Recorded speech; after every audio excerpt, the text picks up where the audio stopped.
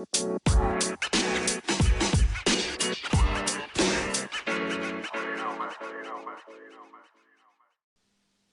everyone and welcome to 20 Minute Marketing. I hope you're all having a great day today.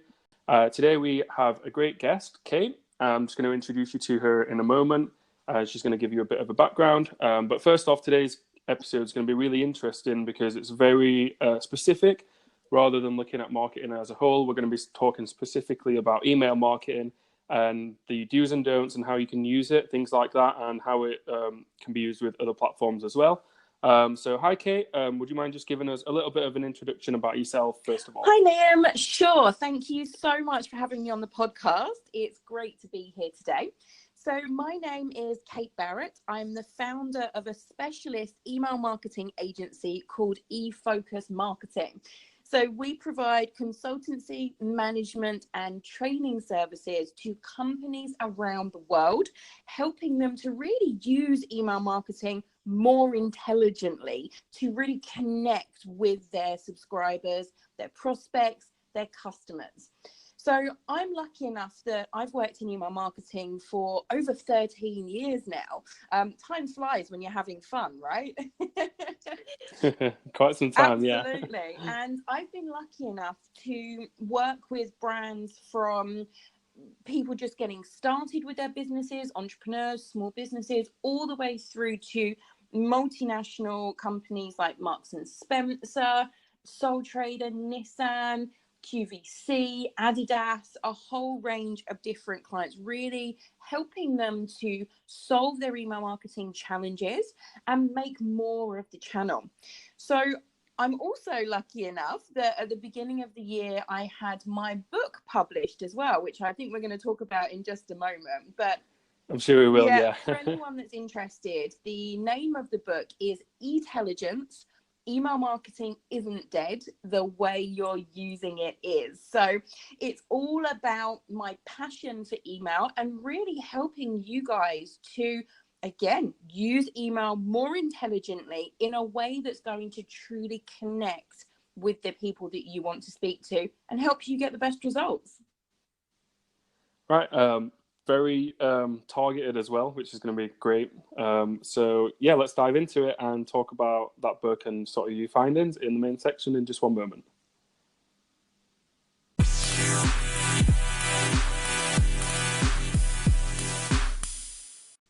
So time to get started. Let's dive into email marketing. So I'm sure you have a lot to tell us about in your findings from your book, Kate. And so, yeah, let's talk about email and the right ways to use it, and maybe a little bit about the conspiracy that it might not work like it used to. Absolutely. Well, let's put that one to bed straight away, Liam, because if you look at any of the stats that are published, you'll see that email always comes out at either the number one position or at least number two, sometimes after kind of SEO. For the return on investment that you can get. So for every marketing pound that you're spending, that investment is just going up and up in terms of what will come back. So those numbers keep increasing. And certainly we've seen a massive jump on return on investment over the last year or so, particularly around GDPR. So we won't go into GDPR too much because we could be here all year talking about it. Yeah. But what we've really seen from that is that people have had to strip back their audience to the people that truly want to hear from them. And really all that legal change has done is bring people's practices in line from a legal perspective with what we've been suggesting as an industry for many, many, many years. From before I joined the industry, what we really preached as best practice was targeted, segmented, personalized communications. And that's what GDPR has done. And we've certainly seen the ROI of email increase exponentially since that change. So it's certainly not going anywhere. But just like the title of my book, what is happening in the industry is that the way we're using email marketing is changing. So it's no longer about that batch and blast, send the same thing to everybody.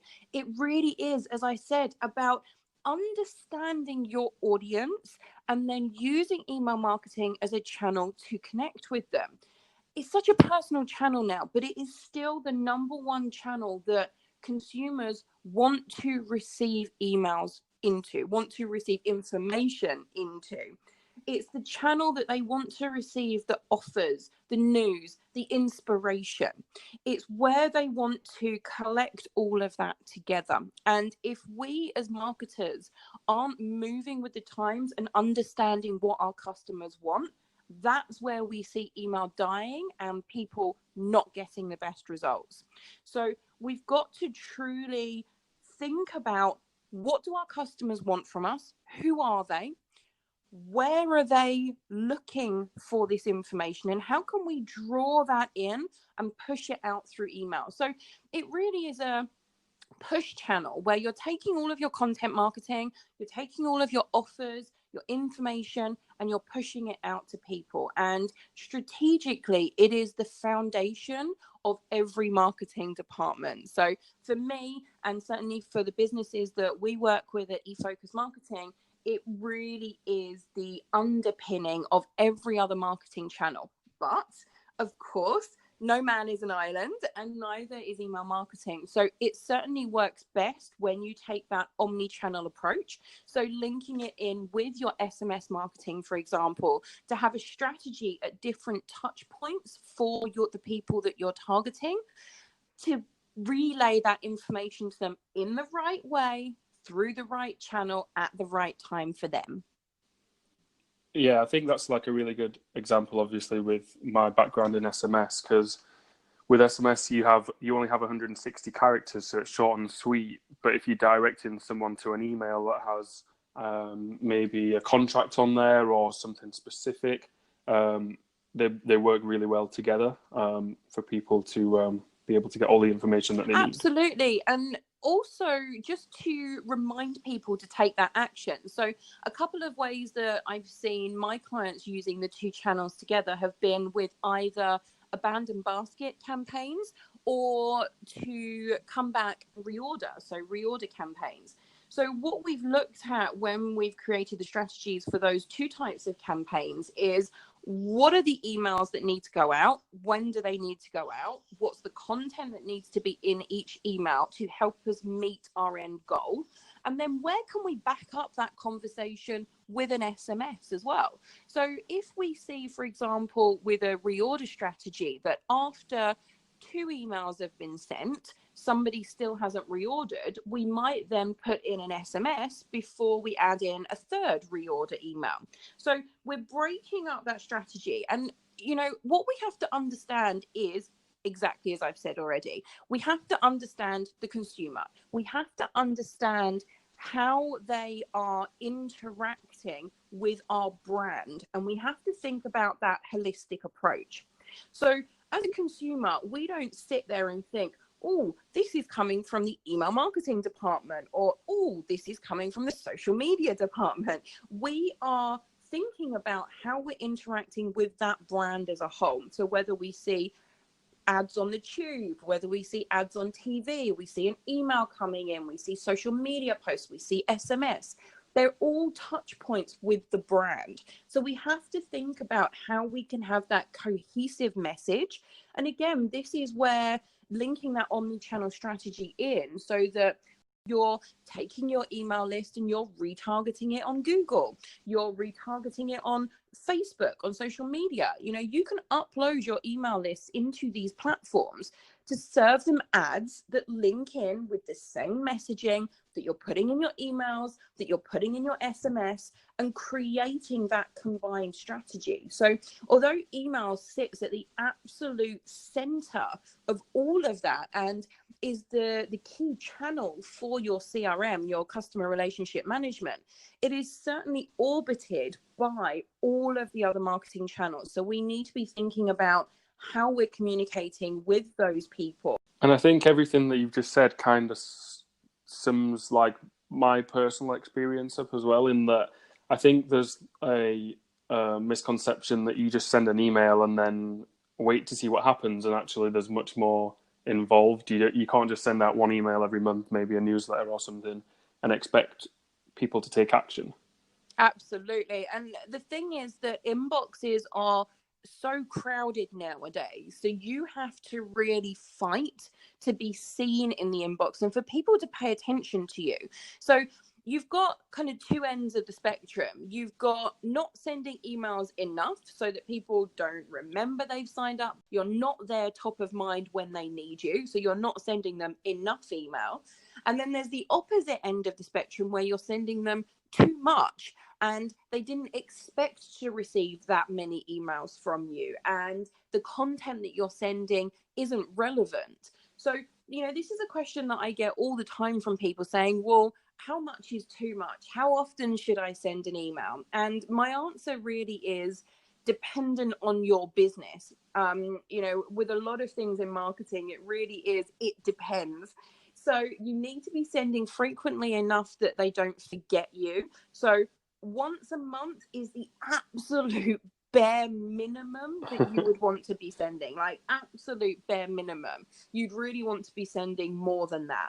But in terms of how much is too much, there isn't a definitive answer to that. And I'll tell you why. It links into the 2 points that I've just mentioned.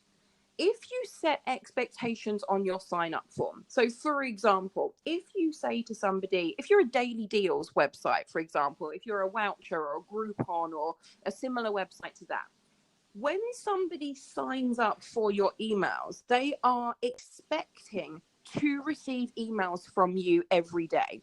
They're expecting you to send them offers each day. So that's okay. That would be absolutely fine. So with those companies, they've set expectations about what you're going to receive. You're expecting that from them. And the content in those emails, hopefully, is interesting and relevant and new each day. However, if you signed up to a website and they didn't tell you that they were going to send you an email every day, and then they did, that's going to be unexpected. That's going to be a nasty surprise. And especially if that content isn't relevant, interesting, inspirational, helpful, that's not going to be a good thing. So what you're going to see is you're going to see your unsubscribes go up. You're going to see your complaint rates go up. You're going to see your open click rates go down. So you really need to set expectations, make sure it's interesting and relevant, and understand what your audience wants from you so that you can send them the information that is most relevant to them. I think, like just my personal experience as well is you can definitely relate to companies that you maybe have to sign up for more information and next minute you get in daily emails. Yeah. Like I had one from a networking group and a conference, and I was like, I'll just sign up to see like when the dates are and information. And then the next thing I'm getting ticket reminders every day saying get tickets before they run out. And about 2 weeks in, that was it. I was like, I'm not going to even attend that event anymore. Yeah, and that's not helpful. And I think that certainly what I'm working on with my clients in terms of the more advanced strategies is really tailoring what we're sending and when we're sending it based on the subscriber's behavior. So if you see somebody opening and clicking on all of your emails, they're telling you that they're really engaged with what you're sending. You may be able to send them a little bit more. If they're not opening, not clicking, you need to change your strategy accordingly. You need to try and grab their attention. You need to adjust the content that you're sending to them. So, you said about just send an email, and it really is so much more than that. You've got to truly understand, we've come back to this point, truly understand who your customers are. Programmed to manage there, but the individual emails and the content are going to be populated by the technology. Absolutely. If you are just getting started with email marketing, then think about your broader segments. Think about if you're a clothing retailer, are you sending to men, women, or people buying for children? That could be your broad segmentation. If you are further down your email marketing journey and you're looking for a more advanced strategy, then you start to bring in different levels of data. So within marketing, you have a data hierarchy, and I like to break it down into the following sections. You've got your known data, which is what people tell you about themselves. So their name, their address, that's, kind of step 10. If you're only on step 1, don't worry about it. If you're somewhere in between, it gives you that idea of where you should be working towards. So again, understand your consumers, move towards that one-to-one personalization where you're talking to each one individually with what's best for them. Yeah, and then when you get to that end goal, that is, you can't really get any more personalized. Absolutely, yeah. I'm just sort of going to ask you about the content of emails because we haven't really touched on that much. So I was wondering if you had any techniques in terms of length or design. I know I read a few weeks ago in a blog that you should only have everything on one column of text rather than splitting it into 2s or 3s. Do you find that anything maybe impacts success or not? Okay, so I totally disagree with that blog is the first point that I definitely want to put out. The design of your email, again, you have to understand who's on your database because different lengths of email, different styles of email will depend. So if you are a content publisher versus a clothing retailer, the design of your emails, how people interact with them, and therefore the length of them and what you include is going to be completely different. The type of clothing that they like, their shoe size, all of that type of information is known data that they've told you about. And there's a word of caution with known data. It can very quickly change. So if you get married, for example, and you change your name, your known data has changed. If you move house, your known data has changed. If you tell a website that you're moving house in 6 months' time, well, in 7 months' time, that data is out of date. So it's at the bottom of the scale because it's really, really interesting, but it can change. So be aware of that. As you move up the scale, you have more and more targeted data. So you have contextual data, what people are doing right now, the device that they're opening their email on, whereabouts in the country or the world they are, what's going on for them right now. You have behavioral data. What are they opening? What emails are they opening? What are they clicking on in your emails? What are they looking at on your website? Behavioral data of what they're doing. Purchase data. What are they buying from you right now? What have they bought from you previously? How many times have they bought from you? How much have they spent with you? What type of customer are they? What are the products that they've bought? All of that data. And cultural data. So cultural data is about cultural differences between countries, cultural differences between different areas in the country. So supermarkets use this a lot, for example, to tailor what products they're marketing to people and what those products are called as well in different areas of the country. Then what you've got at the very top of the pyramid is an amalgamation of all of these types of data within your artificial intelligence. So artificial intelligence is taking all of that data and it is analyzing it. It's finding the connections between the data to predict what somebody is most likely to do next. So if you're at the basic level of email marketing, that's brilliant. Get started, pick a piece of data. It could be, as we said, gender. It could be whether or not they've purchased from you or not. It could be anything that you have stored in that data. Pick something to segment down so at least you're starting to talk to your audience in a more targeted way. At the advanced end, it really would be amalgamating all of those pieces of data to truly get to a one-to-one personalization level. And the technology out there will help you to do that with your dynamic content, with your real-time dynamic content, your dynamic fields, helping you to change pieces of information basically within the email, depending on who's viewing it. So the perfect example of this is product recommendations. So how many of us have bought from Amazon, for example, and received those emails of, you bought this, you may also this. That's one-to-one personalization. And it's actually also artificial intelligence, because it's the computers saying, okay, somebody's bought this product.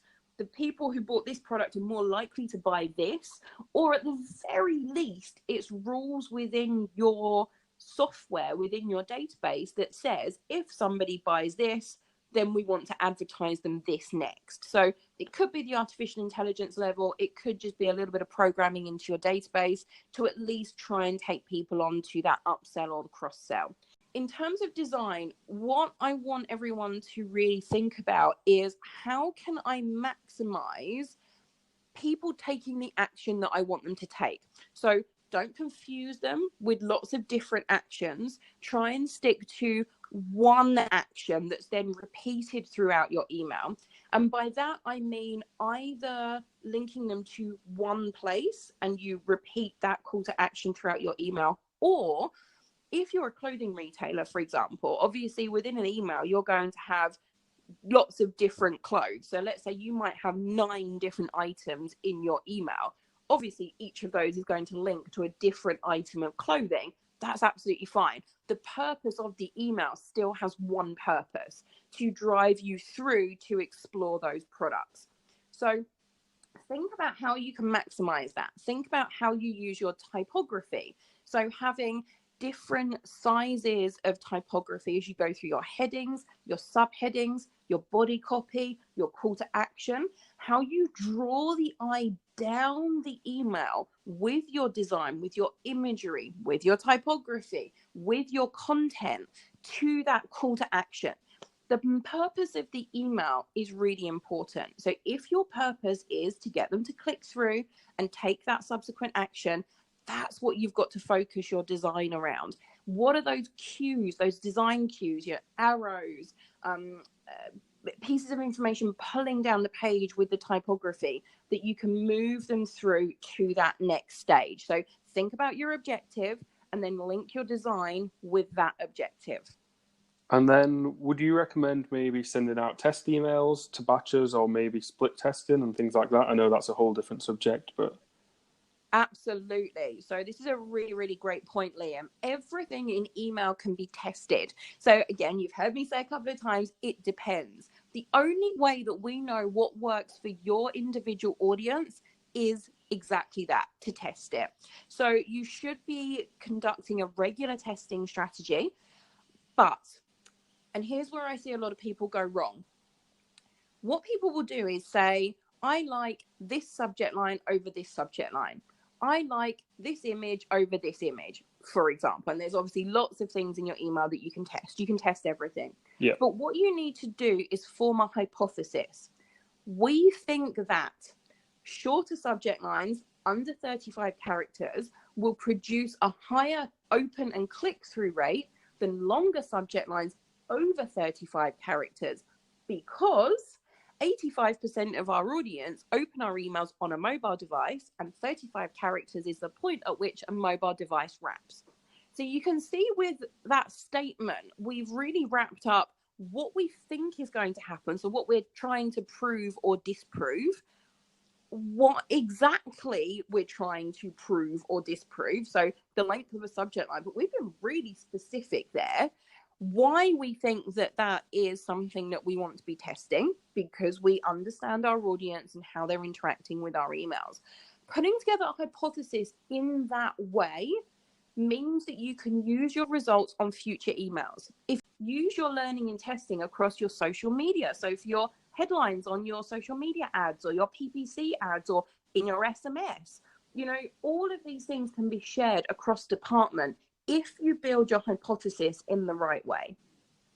And I think that's a good area to summarize on and finish on, is that you can test things out on email that can be used elsewhere. You can test things out on even SMS that you can transition into email.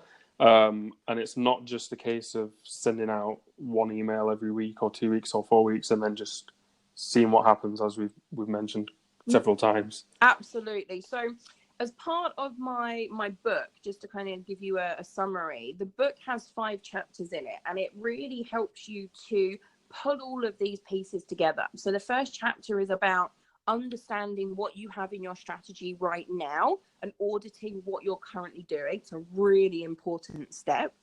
The second chapter is about optimizing what you're doing now. So using your resources internally, and whether, if you're pulling in agencies like eFocus Marketing to help and support you with your email marketing, optimizing what you're currently doing is your quick win.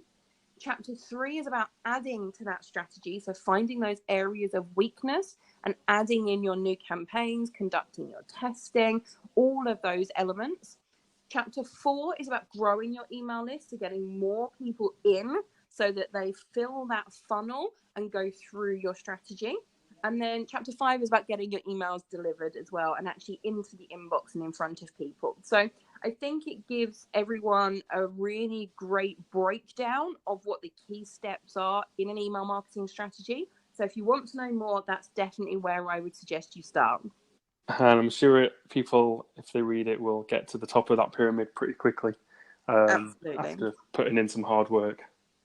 Definitely. So yeah, thank you for some great insights. We're just going to move on to the final section, which is, of course, graduate advice. So if you stay right with us, we will be back very shortly.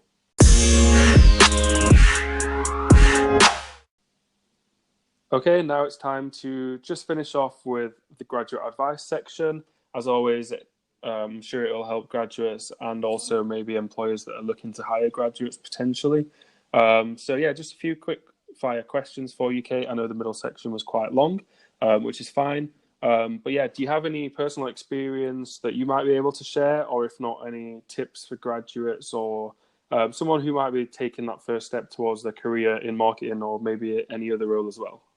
Sure, absolutely. So I did a degree at university. I went to the University of Greenwich, and what I did as part of that degree was a placement year. That was so valuable for me because it really helped me to hone in on exactly what it is that I wanted to do. And that's where I got the email marketing bug.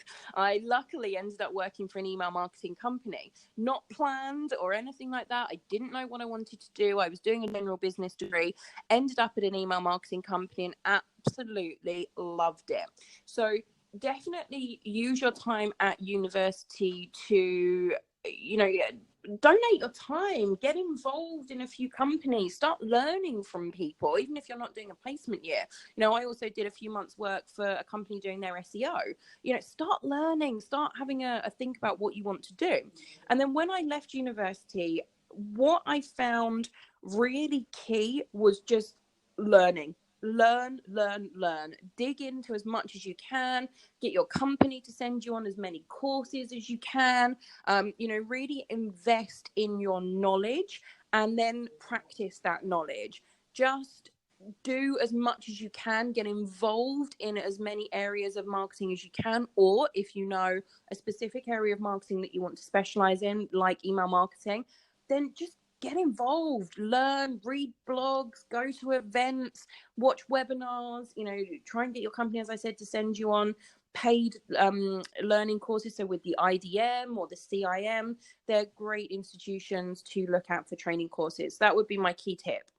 I think that's a great point, because I think quite a lot of my other guests have focused on what you need to do or what you could try and do before, but we haven't actually talked about when you do get that first role.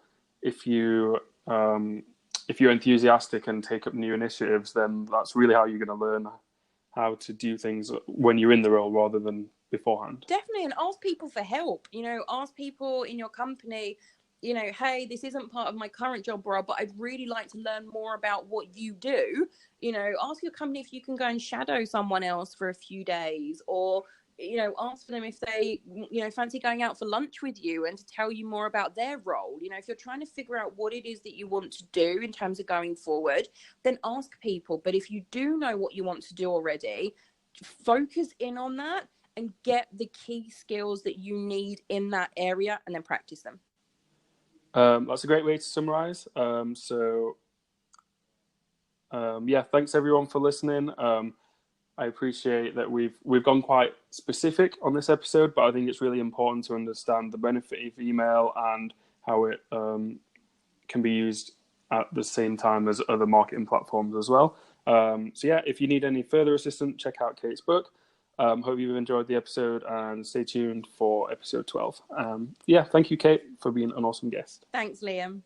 Thank you.